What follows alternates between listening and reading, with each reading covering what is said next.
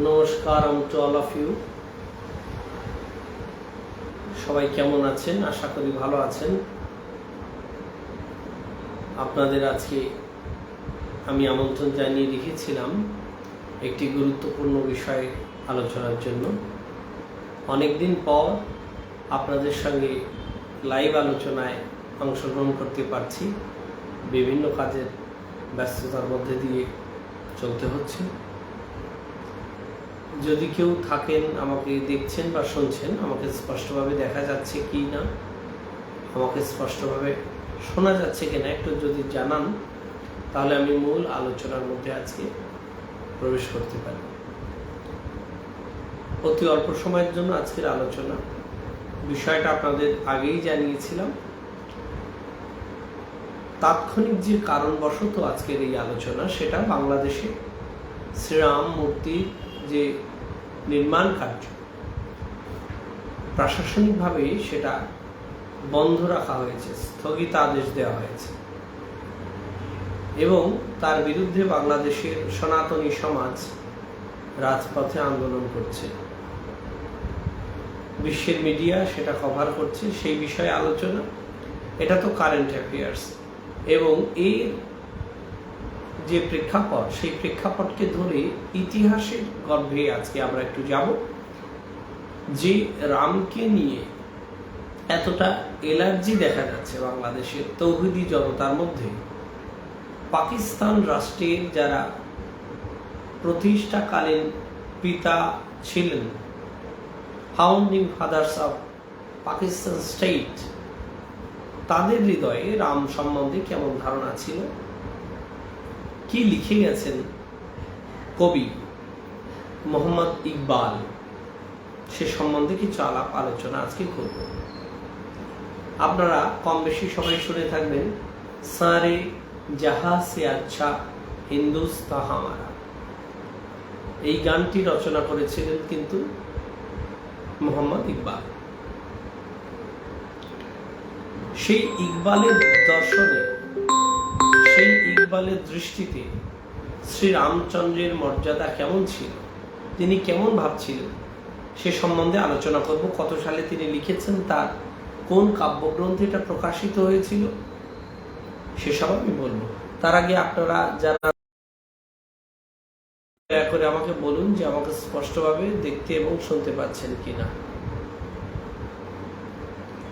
কেউ কি আমাকে দেখতে এবং শুনতে পাচ্ছেন? হ্যাঁ, আমাকে একটু দেখতে বা শুনতে পেলে একটু কেউ লিখে দিন, আমি তাহলে বুঝতে পারবো যে আমার কথাগুলো আপনাদের কাছে পৌঁছচ্ছে এবং সেই অনুপাতে আমি কথা বলাটাকে অব্যাহত রাখবো। দয়া করে একটু কেউ জানান যে আমাকে দেখা বা শোনা যাচ্ছে কিনা। Tapan Mallick is watching. দাদা ভাই নমস্কার, হরিবল, কেমন আছেন?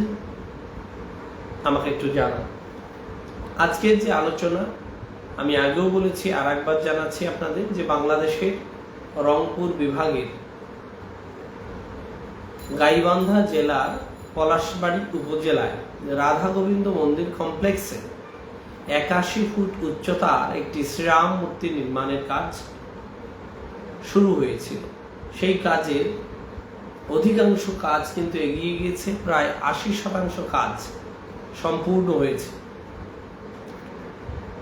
কাজ এতদূর অগ্রসরের পর সে দেশের কিছু উগ্রপন্থী ইসলামিস্ট রাজনৈতিক সঙ্গে যুক্ত মানুষজন এই মূর্তি নির্মাণের বিরোধিতা করেছেন এবং তাদের বিভিন্ন এক্সটার্নাল এবং ইন্টারনাল চাপে সে দেশের প্রশাসন, স্থানীয় যে প্রশাসন রয়েছে, সেই প্রশাসন এই শ্রীরাম মূর্তির নির্মাণের যে কার্য, সেই কাজ থামিয়ে দিয়েছেন এবং এই মূর্তি নির্মাণের বিরোধিতা করে তৌহিদি জনতা সে দেশে মিছিল বের করে এবং প্রতিবাদ প্রতিরোধ জানায় এবং এটাও শোনা যাচ্ছে যে সেই মিছিলের মাধ্যমে শ্রীরামের প্রতিকৃতির উপর জুতো রেখে অপমান করা হয়। অর্থাৎ এই ধর্মীয় অবমাননার বিরুদ্ধে বাংলাদেশের সনাতনী সমাজ তীব্র প্রতিবাদ গড়ে তুলেছে এবং আগুনের মশাল নিয়ে তারা কিন্তু রাজপথে প্রাণের ঝুঁকিকে উপেক্ষা করে মৌলবাদীদের মধ্যে গিয়েও শ্রীরাম ধ্বনিতে আকাশ প্রকম্পিত করছেন এবং তাদের যে ধর্মীয় অধিকার, সেই অধিকার বুঝে নেওয়ার চেষ্টা তারা করছেন। এরই প্রেক্ষাপটে আজকে যে তৌহিদি জনতা শ্রীরামের মূর্তির বিরোধিতা করার চেষ্টা করছেন, সেই শ্রীরাম সম্বন্ধে পাকিস্তান রাষ্ট্রের যিনি জনক মোহাম্মদ আলী জিন্নাহ, তার যিনি দার্শনিক পরিদর্শক ছিলেন, গাইড ছিলেন, গুরু ছিলেন বলতে পারেন, মোহাম্মদ ইকবাল, সেই ইকবালের রচিত একটি উর্দু শায়ারি বা কবিতা, তার ইংরেজি এবং বাংলা তর্জমা সহকারে কিছুটা উর্দুও শোনাবো আপনাদের আজকে। রাম সম্বন্ধে কি ভাবতেন, রাম সম্বন্ধে কেমন ইমেজ তাদের মনের মধ্যে ছিল, সেই বিষয়টা আমি তুলে ধরার চেষ্টা করব। আমাকে স্পষ্টভাবে দেখা এবং শোনা যাচ্ছে কিনা একটু জানাবেন, তাহলে আমি আমার আলোচনাকে অব্যাহত করে এগিয়ে নিয়ে যেতে পারি। সেতু রায়, জয় হরিবোল বাবা, সম্ভবত মামনি বলছেন, শিপ্রা মামনি, সেতু দিদির আইডি থেকে। আমি ভালো আছি, আপনি কেমন আছেন? হরিবোল, প্রণাম জানাই, সঙ্গে থাকুন। আমি কিছু নোট আপনাদের জন্য রেখেছি আজকে আলোচনার প্রারম্ভে, আমি সেটা আপনাদের সামনে তুলে ধরি, তাহলে আলোচনাটা বুঝতে সুবিধে হবে।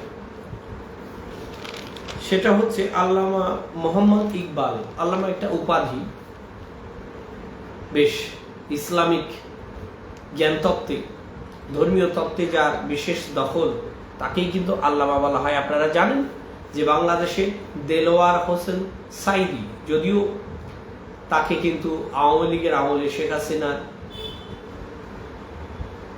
ক্রোধে পড়ে জেলে যেতে হয়েছিল এবং জেলেই তার জীবন অবসান ঘটেছে। সুন্দর বিষয়ে আলোচনা। খুব সন্দীপ রয় দাদা ভাই, আপনাকে নমস্কার, হরিবোল, সঙ্গে থাকুন। আমাকে স্পষ্টভাবে দেখা এবং শোনা যাচ্ছে কিনা একটু মন্তব্যে জানাবেন।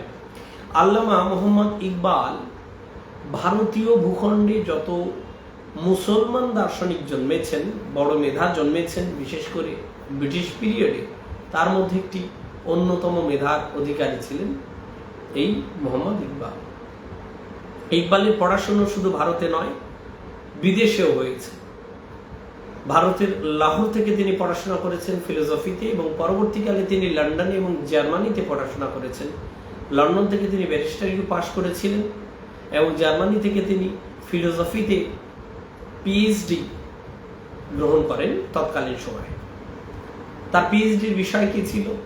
Development of metaphysics in Persia, অর্থাৎ ইরানে বা পারস্যে ঠিক যেভাবে মেটাফিজিক্স বা দার্শনিক ভিত্তি তৈরি হয়েছিল, সেই বিষয়ে তার ডিগ্রি জার্মানি থেকে। এবং জার্মানি কিন্তু সেই সময় ভারতীয় দর্শন নিয়ে একেবারে মেতে উঠেছে। ভারতীয় দর্শনের বিভিন্ন দিক, আপনারা শোপেনহাওয়ারের নাম শুনে থাকবেন, আপনারা ম্যাক্স মুলারের নাম শুনে থাকবেন।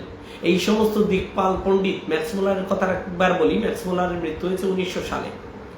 ম্যাক্স মুলারকে বিবেকানন্দ এক জায়গায় বলেছেন যেন সায়নাচার্যের অবতার, যে সায়নাচার্য বেদের ভাষ্য রচনা করেছিলেন, 14শ শতকে সে ভাষ্য পাওয়া যায়।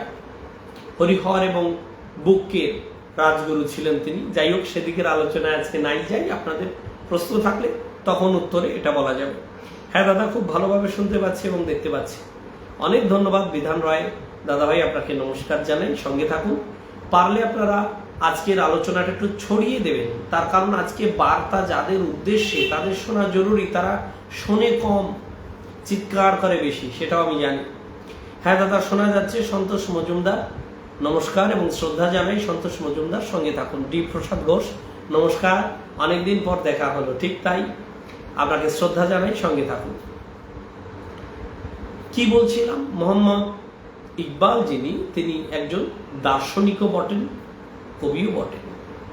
তার অত্যন্ত প্রিয় ভাষা ছিল ফার্সি। আপনারা জানেন যে ফরাসি নয়, কিন্তু ফরাসি ফ্রেঞ্চ দেশের যে ভাষা, ফ্রেঞ্চ ল্যাঙ্গুয়েজকে ফরাসি বলে। ফার্সি মানে পারস্যের যে ভাষা, ফিরদৌসির যে ভাষা। শাহনামা লিখেছিলেন মহাকাব্য গজনির সুলতান মাহমুদকে নিয়ে, সেদিন সে বিষয়ে আর একদিন আলোচনা করব। আপনারা সৌরভের কথা জানেন, রুস্তমের কথা জানেন, পারস্যবীর ডেরিয়াসের কথা আপনারা জানেন, দরায়ুসের কথা, এবং দরায়ুসের শিলালেখতেই সর্বপ্রথম হিন্দু শব্দটা লিখিতভাবে পাওয়া যায়। আর্কিওলজিক্যাল এভিডেন্স হিসেবে সনাতন শব্দের চেয়েও প্রাচীনতর শব্দ কিন্তু হিন্দু। একটা আলোচনার বীজ আমি এখানে রেখে যাই, পরবর্তীকালে এ বিষয়ে আলোচনা করা যাবে। জয় হরি বল, শুভ সন্ধ্যা, প্রণাম দাদা। অমৃত মণ্ডল, আপনাকে প্রণাম। সঙ্গে থাকুন, সশ্রদ্ধ অভ্যর্থনা আপনাকে জানাই। পাকিস্তান রাষ্ট্রের আধ্যাত্মিক প্রতিষ্ঠাতা বলা হয় মোহাম্মদ ইকবালকে। জাতিগত এবং সাংস্কৃতিকভাবে ভারতীয় মুসলিমরা ভিন্ন জাতি, এই যে একটা দাবি, যে দাবির পরবর্তীকালের পরিণতি হিসেবে 1947 সালের 14-15 আগস্ট যে দুটো দেশ স্বাধীন হলো, পাকিস্তান এবং ভারত, এই যে রাজনৈতিক সিদ্ধান্ত, এর আগে কিন্তু দার্শনিক সিদ্ধান্ত হয়ে যাচ্ছে। আপনারা জানেন দার্শনিকদের ভূমিকা থাকে পৃথিবীর বিপ্লবে, পৃথিবীর চিন্তা চেতনায়, নতুন দিক নির্দেশনায় দার্শনিকদের, চিন্তাবিদদের এক ব্যাপক প্রভাব থাকে।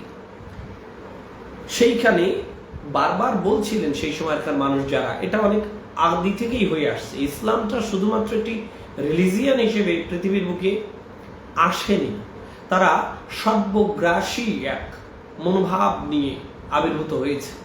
ইসলামের যে চিন্তাটা, 7ম শতকের যে আরব হেজাজ অঞ্চল, সেখানে কিন্তু মক্কার যে সূরাগুলো কোরআনের এবং মাদানী সূরার মধ্যে সুরের তফাৎ আছে। মুহাম্মদ যখন মদিনা থেকে আবার মক্কা দখল করলেন ফিরে, তখন কিন্তু তিনি জানালেন যে হেজাজ অঞ্চলে মুসলমান ছাড়া অন্য জনগোষ্ঠী বসবাস করার অধিকার নেই, হয় পদানত হয়ে থাকতে হবে, তা নাহলে হেজাজ অঞ্চল ত্যাগ করতে হবে।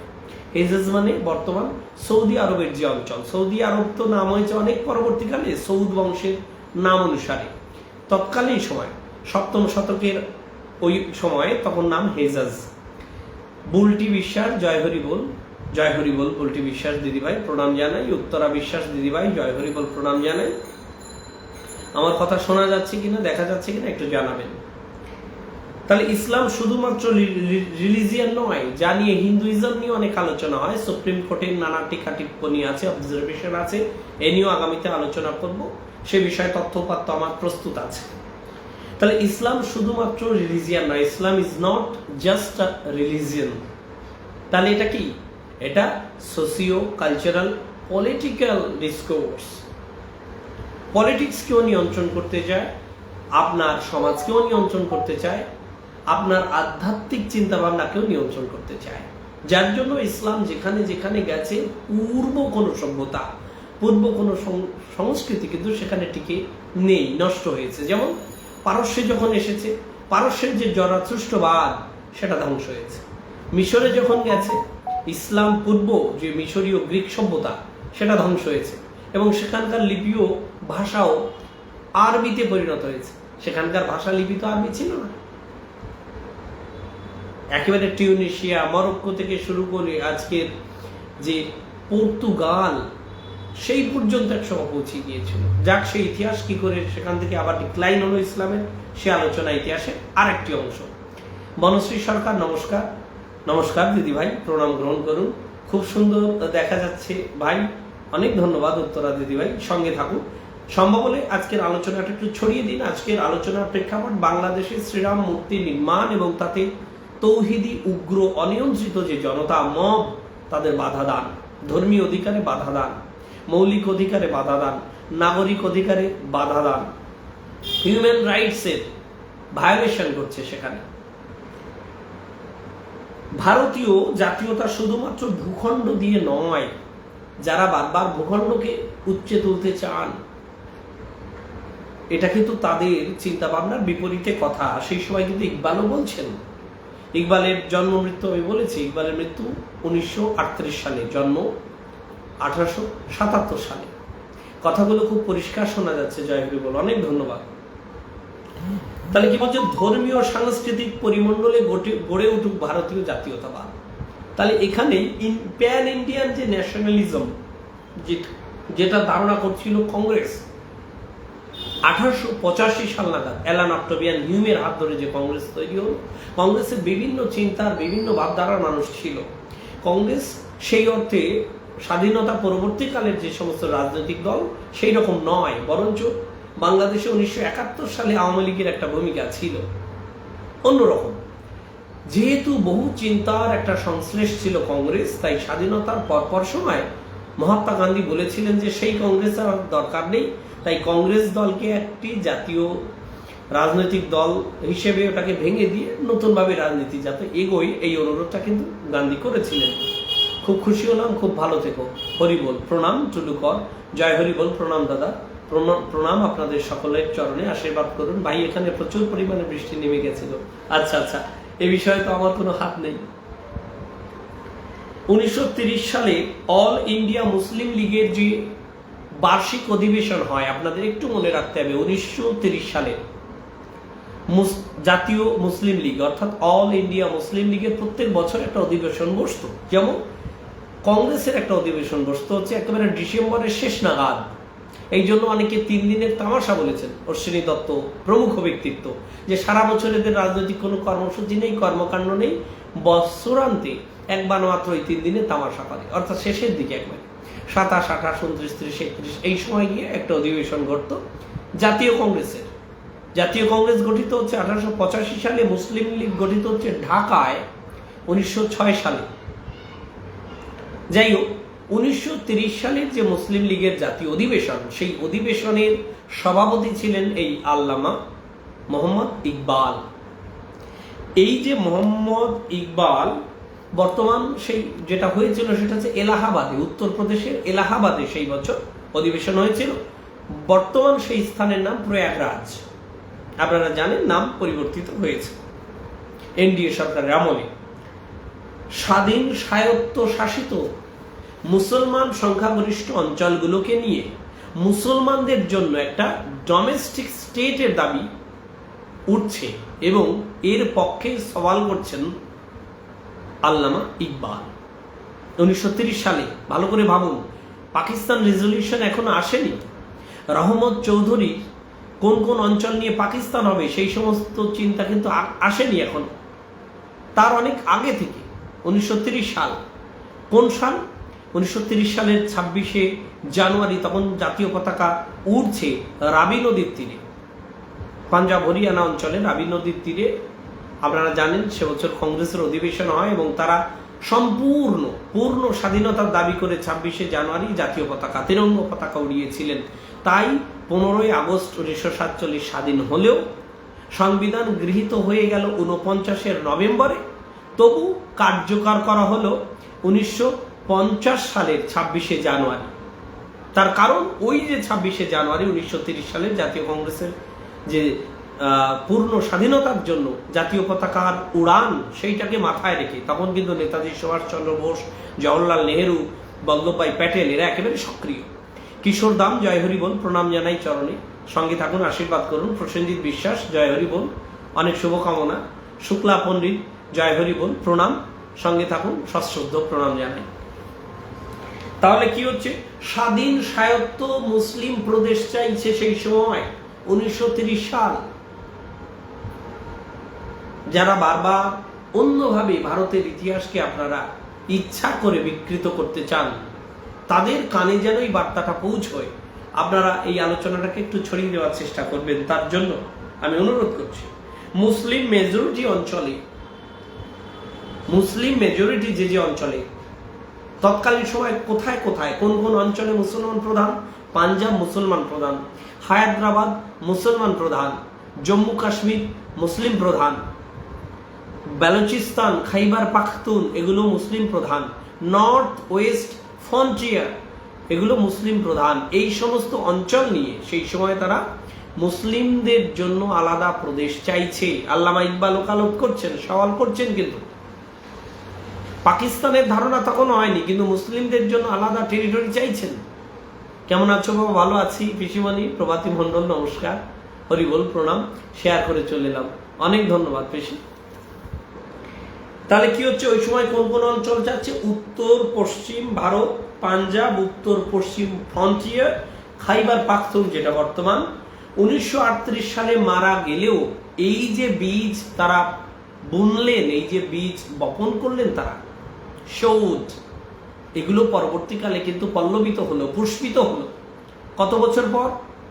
30-এর পরে 40 গেল, 40-এর পরে 47, প্রায় 17 বছর পর। আপনারা জানেন যে সময় 1937 সালে ভারত জুড়ে ভোটাভুটি হলো, সেই ভোটে কিন্তু মুসলিম লীগ ভালো ফল করেনি। মুসলিম লীগ ভালো ফল করেনি, কংগ্রেসের ফল ভালো ছিল। কিন্তু যেহেতু 39 সালে দ্বিতীয় বিশ্বযুদ্ধ শুরু হলো, কংগ্রেসের অনুমতি না নিয়ে ব্রিটিশরা ভারতকে ব্যাটেলল্যান্ড ঘোষণা করে দিল। কংগ্রেস সরকার অসহযোগিতায় গেল ব্রিটিশের সঙ্গে, তারা সরকার থেকে বেরিয়ে এলো। এই যে একটা সুযোগ ব্রিটিশের সঙ্গে অসহযোগিতার, ভারত ছাড়ো আন্দোলন তীব্রতর হলো 1942 সালে, এই সুযোগে মুসলিম লীগ কিন্তু ভারতীয় যারা মুসলমান তাদের ব্রেন ওয়াশ করার সুযোগ পেয়ে গেল। 37-এ যাদের আম ছালা দুটোই যাওয়ার অবস্থা, তারা কিন্তু আম গাছ কিনে নিল 1946-46 যে নির্বাচন হল। সে আলোচনায় পরে আসবো। লাইভে উপস্থিত সবাই কেমন আছো? দাদা কেমন আছো? সুচিত্রা মল্লিক, সচি বোন ভালো আছি। তুমি কেমন আছো? তোমরা সবাই কেমন আছো? আর একটা কথা যেটা বলা হবে, 1940 সালের 23 মার্চ রেজলিউশন যেটা তুলে ধরা হলো পাকিস্তান রাষ্ট্রের পক্ষে, এই প্রথম 1940 সাল, খেয়াল করতে হবে দ্বিতীয় বিশ্বযুদ্ধ শুরু হচ্ছে 1939-এ। এই যে সুযোগ, পলিটিক্যাল ভ্যাকিউম তৈরি হয়ে গেল, সেই পলিটিক্যাল ভ্যাকিউমে দাবি করলো। বাবান বাগচি দাদা কেমন আছেন? ভালো আছি। আপনি কেমন আছেন? প্রণাম এবং শ্রদ্ধা গ্রহণ করুন। এরপরে কি হলো? এরপরে 1940-এ যে 23শে মার্চ পাকিস্তান রেজলিউশন, আপনারা জানেন এখানে কিন্তু ব্যাপক ভূমিকা ছিল তৎকালীন বঙ্গপ্রদেশের প্রধানমন্ত্রী একে ফজলুল হকের। কৃষক প্রজা পার্টির তিনি শাসক প্রধান ছিলেন। খুব সুন্দর আলোচনা হচ্ছে, ধন্যবাদ। লন্ডনের আইন প্র্যাকটিস ছেড়ে ভারতে এসে মুসলিম লীগের কর্ণধার হতে আন্তরিকভাবে আবেদন জানিয়েছিলেন এই মোহাম্মদ ইকবাল। কাকে? মোহাম্মদ আলী জিন্নাকে। মোহাম্মদ আলী জিন্নার জন্ম 1876 সালে এবং ইকবালের জন্ম 1877 সালে। আপনারা জানেন গান্ধীজির জন্ম 1869 সালে। অনেক অজানাকে জানতে পেরে নিজেকে ধন্য মনে করছি, অনেক ধন্যবাদ। তাহলে লন্ডনের আইন প্র্যাকটিসে ব্যস্ত ছিলেন। গোল টেবিল বৈঠক যখন হলো, ভারতে যখন সাম্প্রদায়িক বাটোয়ারা হচ্ছে, দলিতদের জন্য সেপারেট ইলেকটোরেট থাকবে কিনা এই নিয়ে যখন আলোচনা হচ্ছে, গান্ধী গুরুত্বপূর্ণ ক্যারেক্টার, সাপ্রু গুরুত্বপূর্ণ ক্যারেক্টার, জিন্না গুরুত্বপূর্ণ ক্যারেক্টার, আম্বেদকর গুরুত্বপূর্ণ ক্যারেক্টার ইতিহাসের তৎকালীন। এই গোল টেবিল বৈঠক যখন হয়ে গেল, তখন কিন্তু লন্ডনে থেকে যাওয়ার মনস্থ করলেন নিজের প্র্যাকটিসের জন্য, আইন প্র্যাকটিসের জন্য কে? মোহাম্মদ আলী জিন্না। কিন্তু জিন্না যেন ইমিডিয়েট ভারতে ফিরে ভারতের মুসলিম লীগের কর্ণধর হয়। এই জিন্না এক সময় হিন্দু মুসলমান শান্তির অ্যাম্বাসেডার ছিলেন। আপনারা জানেন 1916-17 নাগাদ অম্বিকাচরণ মজুমদার ইত্যাদি, তাদের কথা যখন বলবো তখন এই সমস্ত কথা উঠে আসবে। বেসান্তের কথা যখন বলবো। জয় হরিবোল দাদা, অচিন্ত বিশ্বাস প্রণাম। হরিবোল বিডি থেকে শুনছি, অনেক ধন্যবাদ। পলাশ মন্ডল দাদা ভাই সঙ্গে থাকুন। ভাই তুমি কেমন আছো? ভালো আছি। রিমি রাহান বৌদি, তোমরা কেমন আছো? নিশ্চয়ই ভালো আছো। যে যেখানে থাকো ভালো থাকো, সবার জন্য শুভকামনা। তাহলে ইউরোপে যাওয়ার আগে এইবার তাহলে আসি, এত কথা বললাম, কে এই মোহাম্মদ ইকবাল? উর্দু কবি, দার্শনিক, পাকিস্তান রাষ্ট্রের আধ্যাত্মিক ভিত্তির জনক, যিনি মোহাম্মদ আলী জিন্নাকেও প্রভাবিত করেছিলেন। সেই আল্লামা ইকবাল অনেক রচনা করেছেন, যেমন শিবালয় বলে তার একটি কবিতা আছে, অন্য কোনো দিন আলোচনা করব। শিকায়ত এ খোদা, আল্লাহর বিরুদ্ধে তার বিভিন্ন রকম নালিশ আছে, তা নিয়েও তার একটা কবিতা আছে। আর সেসব কবিতা পড়লে অনেক ইসলামিস্ট হয়তো রেড়ে করে আসবে, তেড়ে আসবে, হয়তো ধর্ম অবমাননা। সেটা তো আমার লেখা নয়, আল্লামা ইকবালের লেখা। অত্যন্ত গুরুত্বপূর্ণ আলোচনা, সম্পূর্ণ একটা অজানা আলোচনা। অনেক ধন্যবাদ সন্দীপ রয় দাদা, থাকুন। এরপরে যেটা হচ্ছে, ইউরোপে যাওয়ার আগে 1905 সাল নাগাদ, 1905 সাল মনে করুন বঙ্গভঙ্গের যে সময় হচ্ছে, মতিচুর লেখা হচ্ছে বেগম রোকেয়ার প্রায় যে সময় অম্বিকাচরণ মজুমদার আসছেন ওড়াকান্দিতে গুরুচাঁদ ঠাকুরের কাছে বঙ্গভঙ্গের বিষয়ে আলোচনা করার জন্য। শশীভূষণ তখন খুব অ্যাক্টিভ। পৃথিবী জুড়ে কত কত ঘটনা ঘটছে আপনারা খেয়াল করবেন। এর কিছু বছর পর জাপান যে চায়নার যে যুদ্ধ এর আশেপাশে হচ্ছে, আরো অনেক ঘটনা ঘটছে পৃথিবী জুড়ে। তখন ইউরোপে যাওয়ার আগে, ইউরোপে পড়াশোনা করতে গেলেন। লাহোরে পড়াশোনা শেষ করে মোহাম্মদ ইকবাল ইউরোপে যাচ্ছেন পড়াশোনা করতে। ওনার বিষয় ফিলোসফি বা দর্শন। তিনি তার আগেই প্রায় গবেষকদের মতে 1905 সাল নাগাদ তিনি একটি কবিতা লিখলেন, কবিতার নাম রাম। এই কবিতা তার উর্দু কবিতা সংকলন হল বঙ্গে দ্বারা, সেই সংকলনের নাম বঙ্গে দ্বারা, গ্রন্থে 1908 সালে প্রকাশিত হলো। এই বঙ্গে দ্বারা এই উর্দু ফ্রেজ বাক্যাংশের ইংরেজি যদি আমরা করি তাহলে হয় the call of the marching bell. Marching bell মানে ধাতব কিছু ঘন্টি বা ঘন্টা, ছোট ছোট, যেগুলো বিভিন্ন রকম গানের সঙ্গে, বিশেষ করে কোরাস গানের সঙ্গে বাজানো হয়। তাহলে the call of the marching bell মানে বুঝতেই পারছেন যে মার্চিং বেলের আহ্বান, এইটা তার কাব্যগ্রন্থের শিরোনাম ছিল। সেই কবিতার মধ্যে তিনি রামচন্দ্রকে, মর্যাদা পুরুষোত্তম রামচন্দ্রকে মোরাল অথরিটি এবং ন্যাশনাল প্রাইড হিসেবে তুলে ধরেছেন। রামচন্দ্রকে রামচন্দ্র বহু বিস্তৃত, বহু মানুষের প্রতি প্রভাবশালী একটি চরিত্র। ইতিহাসে তার অবস্থান কি আছে না আছে, সাহিত্যে তার বিচিত্র রকম বর্ণনা, এগুলো নিয়ে আমি আগেও আলোচনা করেছি। একে রামানুজন সাউথ ইন্ডিয়ান একজন লেখক, তা নিয়ে আগামীতে আরো আলোচনা করব, আগেও করেছি। ভিয়েতনামে, কম্বোডিয়ায়, মালয়েশিয়ায়, মায়ানমারে, ভুটানে, খোটানে, কাশ্মীরে, চীনে, আফগানিস্তান, পাকিস্তানে, মালদ্বীপে, শ্রীলঙ্কায় যাওয়ার সুমাত্রা, বিভিন্ন দেশে বিভিন্নভাবে রামকে নিয়ে রচনা হয়েছে, নানাভাবে শ্রদ্ধা জানানো হয়েছে। ভারতের বিভিন্ন রাজ্যে বিভিন্ন রকম লেখা হয়েছে, বিভিন্ন ভাষায়, গুজরাটিতে, মালায়ালামে, তেলেগুতে, তামিলে, কন্নড়ে, বাংলায়, অসমিয়ায়, আপনারা জানেন সেসব বিষয়ে আগেও কম বেশি আলোচনা করেছি। আপনার সুমধুর কণ্ঠস্বর আমার কানে আসলে আমার খুব হিংসা হয়। কেন হিংসা হবে? ভালোবাসা বৃদ্ধি পাওয়া উচিত, তাই না? তাহলে মোরাল অথরিটি হিসাবে he described Ram as moral authority in his poem and the national pride of India. আমি ইকবালের কথা বলছি। ইকবাল বিয়ে করেছিলেন লন্ডনের ট্রিনিটি কলেজ থেকে। ট্রিনিটি কলেজটা কেমব্রিজ ইউনিভার্সিটির অন্তর্গত, যেমন আমাদের আশুতোষ কলেজ, এগুলো কলকাতা ইউনিভার্সিটির অন্তর্গত, তাই না? বারাসাত ইউনিভার্সিটির অন্তর্গত অনেক কলেজ থাকে, রবীন্দ্রভারতী ইউনিভার্সিটির অন্তর্গত কিছু কলেজ থাকে। তো ইংল্যান্ডে কেমব্রিজ ইউনিভার্সিটি একটি কলেজ, ট্রিনিটিটা কিন্তু স্বাভাবিক নয়। ট্রিনিটি হচ্ছে খ্রিস্টানদের বিশ্বাসের ঈশ্বরের ত্রিধ রূপ, God in the heaven, holy spirit and son. God, the father, the son and the holy spirit, এইটা হচ্ছে ট্রিনিটি, ত্রিধাময়ী। যেমন আপনারা গৌড়ীয় বৈষ্ণব দর্শন যদি জানেন তাহলে ভগবানের 5টা রূপ আছে, পঞ্চতত্ত্ব, গৌর, নিত্যানন্দ, অদ্বৈত, গদাধর, শ্রীবাস। ঠিক সেই রকমই ঈশ্বরের যেন ত্রিধারায় প্রকাশ। একজন হেভেনে বসে থাকা, হেভেনে থাকা, স্বর্গে থাকা ঈশ্বর, তারই রূপকে, তারই প্রতিরূপে পৃথিবীতে নেমে আসা পুত্র যিশু এবং হোলি স্পিরিট বা পবিত্র আত্মা। এটা তাদের থিওলজিক্যাল বিশ্বাস খ্রিস্টানদের। তো সেই বিশ্বাস অনুযায়ী প্রতিষ্ঠিত যে কলেজ ছিল, সেই কলেজের নাম ট্রিনিটি কলেজ। 1906 সালে তিনি কি করছেন? ব্যারিস্টার ইন ল হচ্ছেন লন্ডনে। 1906 সালে, ঠিক যে বছর মুসলিম লীগ প্রতিষ্ঠিত হচ্ছে ঢাকায়। এবং 1908 সালে তিনি দর্শনে পিএইচডি করছেন জার্মানিতে, এবং তার থিসিসের বিষয় আমি আগেও বলেছি, the development of metaphysics in Persia. ইরানে বা প্রাচীন পারস্যে কিভাবে মেটাফিজিক্স বা অধিবিদ্যা বিকশিত হলো। তাই আপনারা জানেন প্রাচীন পৃথিবীতে যেসব অঞ্চলে দর্শন খুব অনন্য উচ্চতায় পৌঁছেছিল তার মধ্যে একটা পারস্য। আর যে দুটো জায়গার নাম না বললেই নয়, একেবারে দর্শন চর্চার শিরোমণি এই ভারত ভূখণ্ড।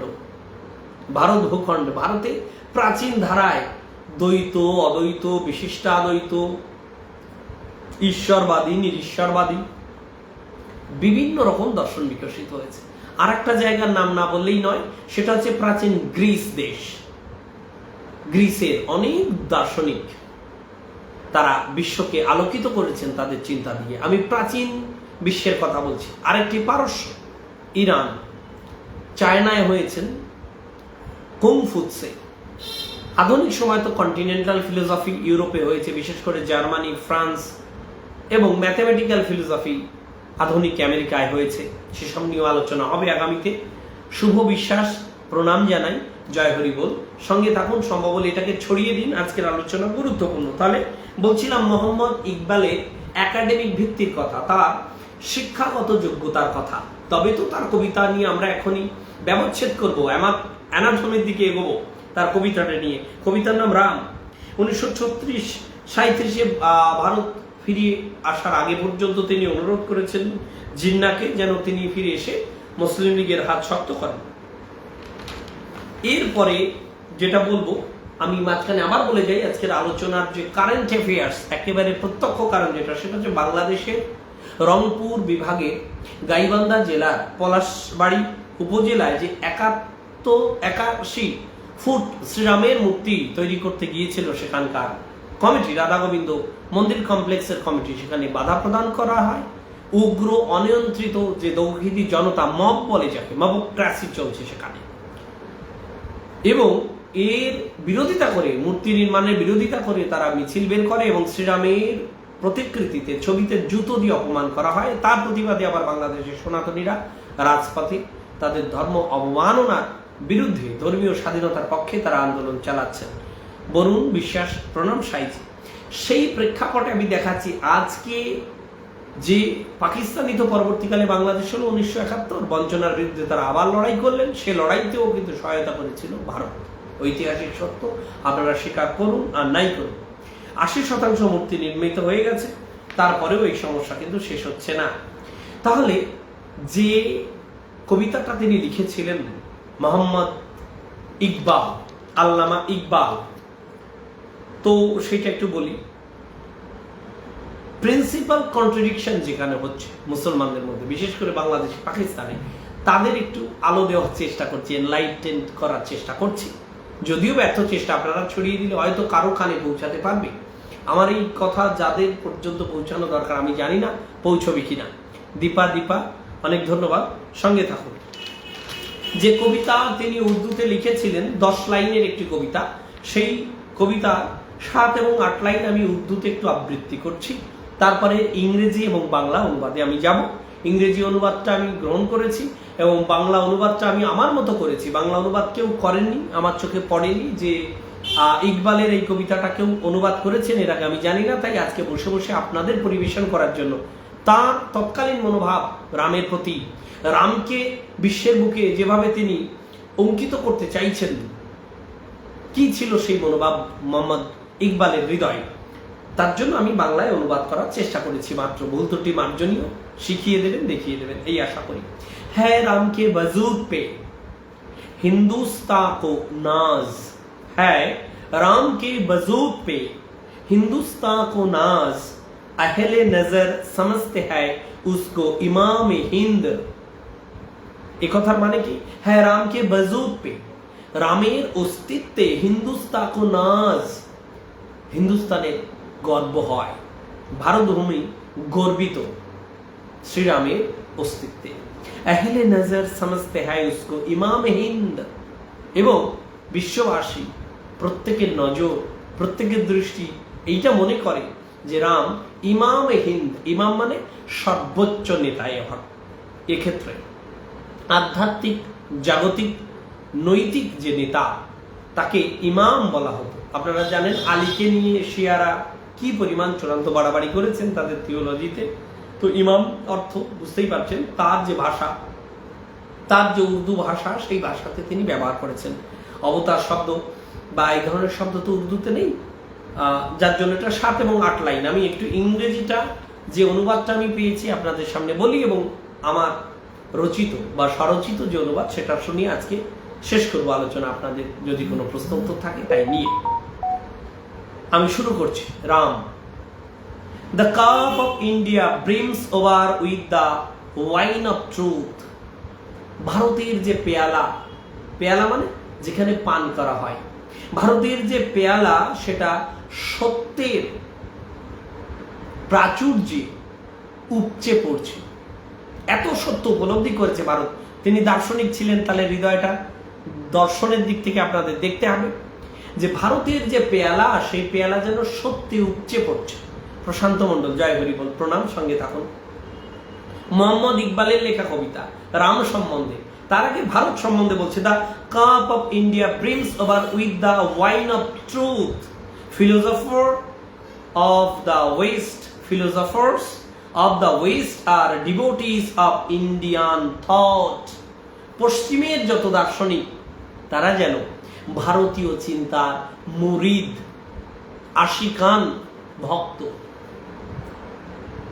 Such is the fruit of the soaring flight of the Indian mind. এই ভারতীয় মননের যে উচ্চতা, that the roof of India stands higher than the skies. ভারতীয় মননের যে উচ্চতা তা যেন আকাশের চেয়েও উঁচু।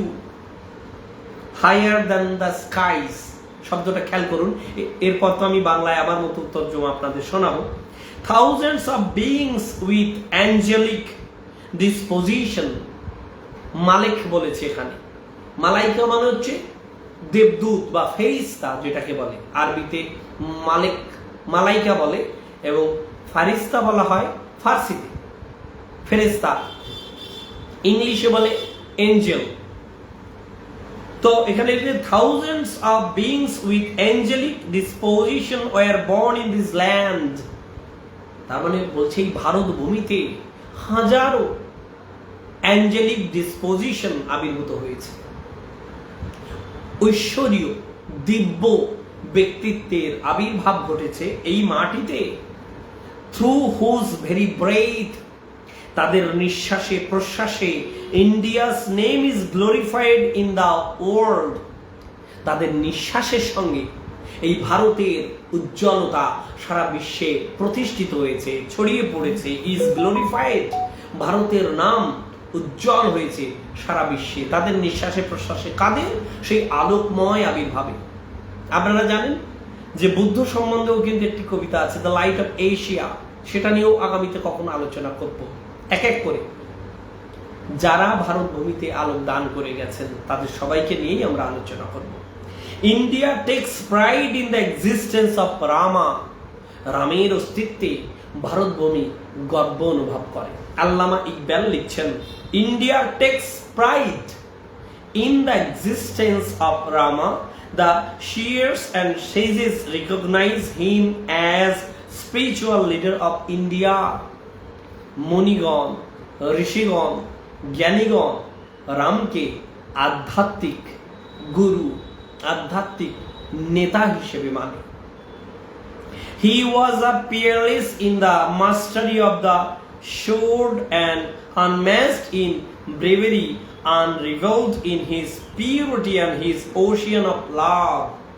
তিনি অস্ত্র শস্ত্র চালনায়ও ছিলেন অপ্রতিদ্বন্দ্বী, এবং তার মধ্যে যে পবিত্রতা, তার মধ্যে যে প্রেম সিন্ধু, ওশিয়ান অফ লাভ, ভালোবাসার মহাসমুদ্র ছিল, সেটাও ছিল একেবারে অসমর্থ, না তার সমান কেউ আছে পৃথিবীতে। পিয়ারলেস বলেছে, পিয়ারলেস মানে জোড়হীন, বেজোড়, একমাত্র, একক।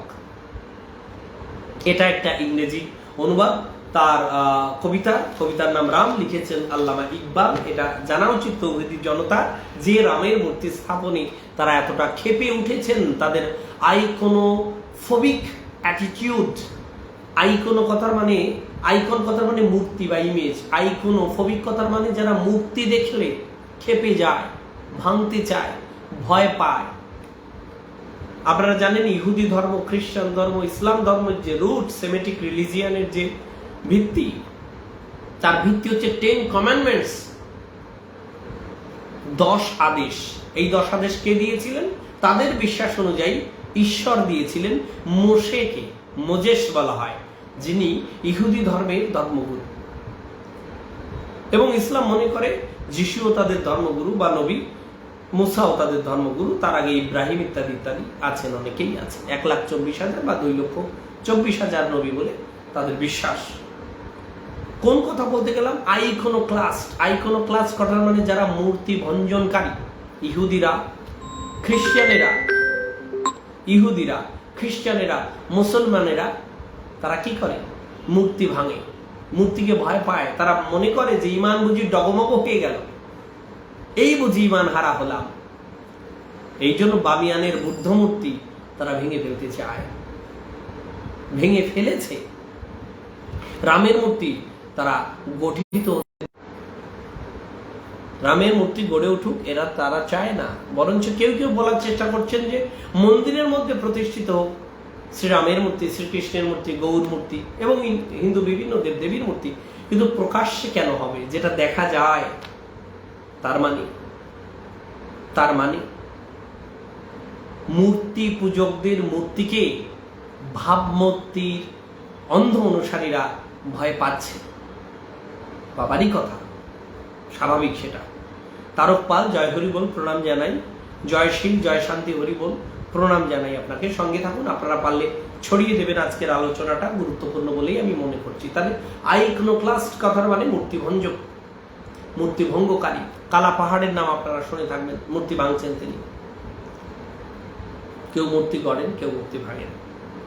আমি যে অনুবাদটা করেছি তাতে অনেক ভুল ত্রুটি থাকবে, আপনারা ধরিয়ে দেবেন। মোহাম্মদ আল্লামা ইকবাল যিনি, তার উর্দু যে শায়রি ছিল রাম নামে, সেই রাম নামে আমি অনুবাদ করছি, এবং আমি আমার কবিতার যে নাম দিয়েছি অনুবাদের, সেটা হচ্ছে শ্রীরাম। শ্রীরাম কবিতাটা আমি অনুবাদ যেমন করেছি: সত্যের মদিরায় উপচে পড়ে ভারতের পেয়ালাটি। সত্যের মদিরায় উপচে পড়ে ভারতের পেয়ালাটি। কারণ ভারতের সত্য এক সত্য নয়, ভারতে এক ও ব্রহ্ম বহুধা বদন্তি, এবং ভারতেই বিকশিত হয়েছে শেয়াদবাদ। আমি আপনাদের অনুরোধ করব জীবনে অন্তত একবার হলেও জৈনদের শেয়াদবাদটা আপনারা পড়বেন। হিন্দি একটা শব্দ শুনেছেন না, শায়েদ। শায়েদ, এই শায়েদ শেয়াদবাদ কাছাকাছি।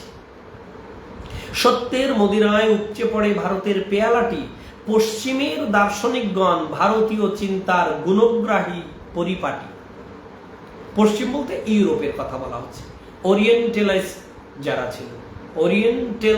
ওরিয়েন্টাল মানে হচ্ছে পূর্বের দিকের দেশ সমূহ, ওয়েস্টার্ন অর্থাৎ পশ্চিম পাশ্চাত্যের যে দেশ সমূহ রয়েছে ইউরোপে, ফ্রান্স, জার্মানি ইত্যাদি ইত্যাদি, যারা কলোনি বানিয়েছিল সারা পৃথিবী জুড়ে। স্যার বিদায় নিচ্ছে, হাতে সময় কম আছে, নিশ্চয়ই পরে আবার দেখা হবে আপনার সঙ্গে। ডি প্রসাদ ঘোষ বাবু।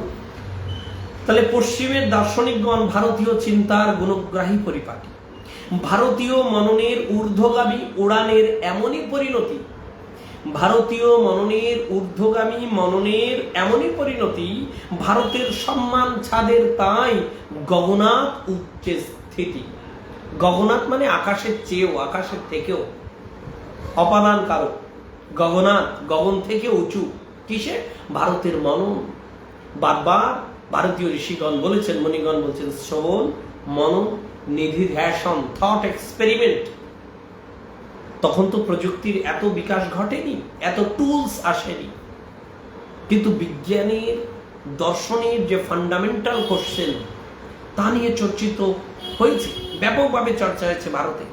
আপনারা জানেন ফান্ডামেন্টাল প্রশ্নের অনেকগুলোর উত্তর দেননি বলে বুদ্ধ প্রায় 30টার মতো শাখা বেরিয়ে যায় দর্শনের। যেমন দুটো একটা প্রশ্নের কথা বলি, যে এই জগৎ শান্ত না অনন্ত, মানে লিমিট আছে কি লিমিট নেই, এ বিষয়ে তিনি হেসে চুপ থাকতেন। এইরকম অনেকগুলো প্রশ্ন আছে, সেই প্রশ্নে তিনি চুপ ছিলেন বলে নানা রকম ভাবনায় ভাবিত হয়ে তার শিষ্যগণের মধ্যে, তার অনুসারীগণের মধ্যে বহু রকম দার্শনিক বিভাগ গড়ে উঠেছিল। আপনারা জানেন ভারতীয় মননের ঊর্ধ্বগামী উড়ানের এমনই পরিণতি, ভারতের সম্মান ছাদের তাই গগনাত উচ্চে স্থিতি। এই মাটিতে জন্ম নিয়েছে দিব্য স্বভাব মানুষ অগণন সংখ্যায়। এই মাটিতে জন্ম নিয়েছে দিব্য স্বভাব। দিব্য কথার মানে হচ্ছে দীপ্ত, আলোকময়। এই দিব্য শব্দের রুটে আছে দীপ, আলোকিত। দেবী কথার মানে আলোকিত বা মহীয়সী রমণী। দেব কথার মানে আলোকিত মানুষ, বুদ্ধদেব, গৌরাঙ্গদেব। এই দেব মানে আলোকিত মানুষ, যারা আলোর সন্ধান পেয়েছেন, যারা অন্যকে আলো দান করেন, জীবনের অন্ধকার দূর করে দেন। গুরু শব্দ যে অর্থ, দেব শব্দেরও সেই অর্থ, গুরুদেব। সমার্থক শব্দ এগুলি। জয় হরি বল, জয় হরি। অসিত বর দাদা, আপনাকে প্রণাম জানাই, আপনাকেও প্রণাম জানাই। সঙ্গে থাকুন শ্রী উজ্জ্বল চন্দ্র দাদা ভাই।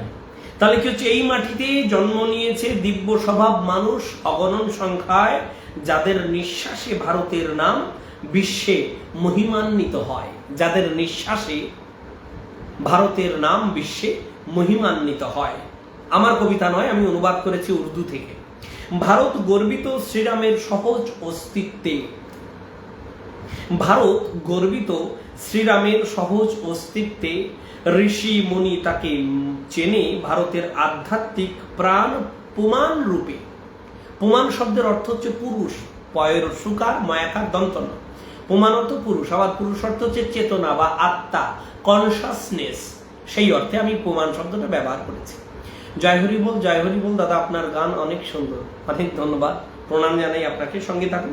ভারত গর্বিত শ্রীরামের সহজ অস্তিত্বে, ঋষিমুনি তাকে চেনে ভারতের আধ্যাত্মিক প্রাণ ও প্রমাণ রূপে। তলোয়ারের দক্ষতায় অতুলনীয়। রাম সম্বন্ধে বলছেন ইকবাল, তলোয়ারের দক্ষতায় অতুলনীয়, সাহসে অপ্রতিদ্বন্দ্বী যিনি, সাহসে অপ্রতিদ্বন্দ্বী যিনি, প্রেমে পবিত্রতায় মহাসিন্ধু, প্রেমে পবিত্রতায় মহাসিন্ধু, অখিলে অসমর্ধ তিনি। এটা আমি অনুবাদ করেছি। অখিলে মানে মহাবিশ্বে, অসমর্ধ কথার অর্থ যার সমানও কেউ নেই, যার ঊর্ধ্বেও কেউ নেই। এখানেই আমি শেষ করেছি তার 10 লাইনের যে কবিতা, আমিও 10 লাইনে শেষ করেছি।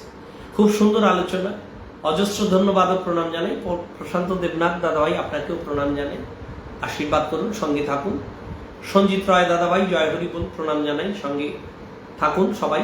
সম্ভব হলে একটু ছড়িয়ে দিন আলোচনাটাকে, যেন তৌহিদি জনতার কানে যায়। তাদের যে ফাউন্ডিং ফাদার মোহাম্মদ আলী জিন্নার, যিনি আধ্যাত্মিক গাইড, গুরু, তার রচনায় শ্রীরামের যে ইমেজ, শ্রীরামের যে ভাবমূর্তি, সেটা কিভাবে ফুটিয়ে উঠেছিল।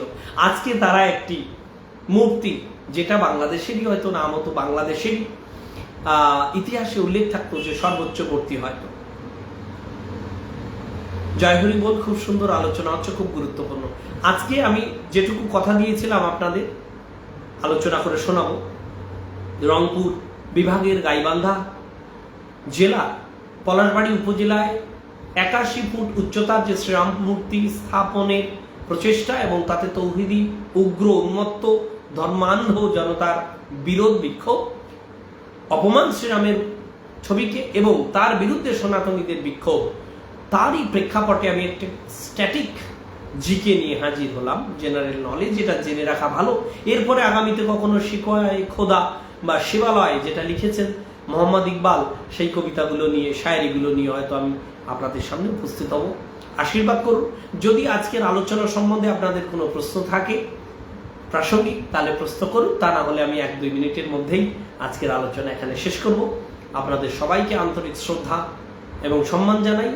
আপনারা গুরুত্বপূর্ণ সময় ব্যয় করে আমার আলোচনায় আপনারা অংশগ্রহণ করেছেন, তার জন্য। কোনো প্রশ্ন থাকলে আপনারা করতে পারেন। মোহাম্মদ ইকবালের কথা বললাম, মুসলিম লীগের কথা বললাম, কংগ্রেসের কথা বললাম, দেশভাগের প্রেক্ষাপট কিছুটা কথা বলেছি। এই সমস্ত আজকে আলোচনা হয়েছে, কিন্তু আজকের আলোচনার মূল যে জায়গাটা ছিল সেটা হচ্ছে মোহাম্মদ ইকবাল, আল্লামা ইকবালের রচনায়, তার দর্শনে, তার চিন্তায় শ্রীরামের ইমেজ। আপনারা বুঝতে পারছেন সেই ইমেজটা কত উজ্জ্বল। লেখাপড়া যারা করেন, যারা দর্শন চর্চা করেন, তাদের হৃদয় বড় হয়, তারা অনেক বড় সত্যকে হজম করতে পারেন। কিন্তু উন্মত্ত জনতা যারা কেবল কথা বললে না শুনেই কেবল ঠিক ঠিক করেন, তাদের জন্য আফসোস করা ছাড়া, দুঃখ পাওয়া ছাড়া কিছু নেই। এবং বাঁশরিতে যদি কাজ না হয়, চক্রের দিকে তো ধাবিত হতেই হয় প্রাণ গোবিন্দ। অনেক ধন্যবাদ। সবাই সুস্থ থাকুন, ভালো থাকুন। আবার দেখা হবে আগামীতে অন্য কোনো বিষয়ে। সবাইকে প্রণাম। গৌরাঙ্গ অধিকারী, হরি বল এবং প্রণাম জানাই আপনাকে। ধন্যবাদ।